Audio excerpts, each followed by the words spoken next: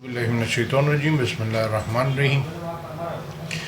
پہلے کوئی جو ججز نہیں ہوتے تھے، پہلے اللہ پاک انبیاء علیہ السلام کو بھیجتے تھے، جیسے اللہ کے رسول کے پاس صلی اللہ علیہ وسلم کے پاس لوگ آتے تھے اپنا معاملہ لے کے فیصلہ کرنے کے لیے، تو اللہ کے رسول نے فرمایا جب تک لوگ راضی نہ ہوں جو فیصلہ اللہ کے رسول دے دیں جب تک ایمان والے نہیں ہو سکتے۔ تو اسی طرح سے داؤد علیہ السلام کے پاس دو بھائی آئے اپنا فیصلہ لے کے، تو جو لوگ اختلاف کرتے تھے تو اللہ نے جن کو کتابیں دی تھیں، تو جو آپ جانتے ہوں گے کہ قاضیوں کے پاس پہلے کتاب ہوتی تھی، تو وہ کتاب شریعت کی کتاب یعنی کہ قرآن ہے۔ تو اصل لا ہمارا وہی ہے جس کے حساب سے دنیا بھی چلتی ہے اور آخرت بھی چلتی ہے۔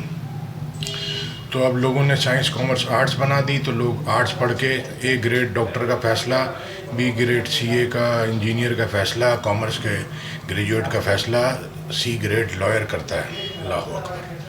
تو شریعت تو اس میں ہے نہیں، فیصلے بھی غلط، زندگی بھی ساری غلط۔ تو آیت سنتے ہیں سورہ روم کی۔ قرآن حافظ کا کنسپٹ یہ تھا، کوئی اللہ کہتا ہے کوئی کتاب کی اللہ نے ذمہ داری نہیں لی سوائے قرآن کی کہ اس کو یاد کرانا ہمارا ذمہ ہے۔ اللہ کہہ رہا ہے تم جب ہی چاہو گے جب اللہ چاہے گا، یعنی کہ ہمارے اکیلے اگری ہونے سے کام نہیں ہوگا، اللہ بھی راضی ہوگا تو کام ہوگا۔ تو قرآن حافظ کا کنسپٹ یہ تھا، لیکن یہاں بچوں کو قرآن حفظ کراتے ہیں تو اس کو عربی زبان ہماری نہیں ہے، اس کو سمجھ ہی نہیں آتی، وہ بولتا ہے بس کام ہو گیا، حفظ کر لیا، ختم ہو گیا۔ ایسا نہیں ہے، قرآن کو حفظ کرنا ہے، پڑھنا ہے، سمجھنا ہے، اس کے ترجمے کو سمجھنا ہے، پھر اس پہ عمل کرنا ہے اخلاص کے ساتھ، پھر عملوں کو بچانا ہے۔ آیت سنتے ہیں سورہ روم کی 41 نمبر کی آیت کیا کہہ رہی ہے؟ اگر سائنس کامرس آرٹ سے یہ لیبیا، سیریا، عراق اور یہ فلسطین بچ جاتا تو پھر اللہ بچا لیتا۔ تو اللہ کہتا ہے خشکی اور تری میں لوگوں کے اعمال کے سبب فساد پھیل گیا تاکہ اللہ ان کو ان کے بعض اعمال کا مزہ چکھائے، عجب نہیں کہ وہ باز آئیں، یعنی کہ اللہ کی طرف رجوع کریں۔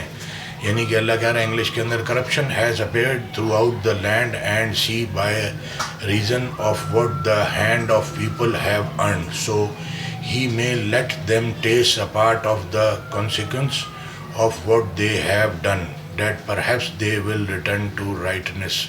یعنی کہ اللہ کی طرف رجوع کریں جو انہوں نے گناہ کیے۔ تو اب آپ کی ہمارے زندگی میں تو ہم لوگوں کا حساب کر رہے ہوتے ہیں، جبکہ ہماری کاپی میں اللہ کہتا ہے ایسے نہ ہونا کہ اللہ کو بلا دیا پھر اپنے آپ کو ہی بھول گئے۔ پھر اللہ کہتا ہے کہ جو انہوں نے اعمال کیے ہیں یہ اس کو بھول گئے۔ تو اب آپ دیکھیں گے کہ میڈیا میں اور سارے لوگ دوسروں کا حساب کر رہے ہوتے ہیں، اور آپ دوسروں کا حساب کر رہے ہوتے ہیں، جبکہ آپ نے اپنا محاسبہ کرنا ہے، اپنی غلطیاں اپنا حساب دینا ہے، دوسروں کا نہیں دینا۔ تو لہٰذا آپ کی کتاب میں دوسرے غلط ہو سکتے ہیں۔ اللہ کہتا ہے ایک جگہ پہ کہ کوئی قوم کسی قوم کا مذاق نہ اڑائے، کیا پتہ وہ اس سے اچھے ہوں، اور کوئی لوگ کسی کا برا نام نہیں رکھیں، کیا پتہ تم مجھ کو برا سمجھ رہے ہو وہ تم سے اچھا ہو۔ تو اللہ کہتا ہے ایک جگہ ہر علم والے سے زیادہ علم والا بڑھ کر ہے۔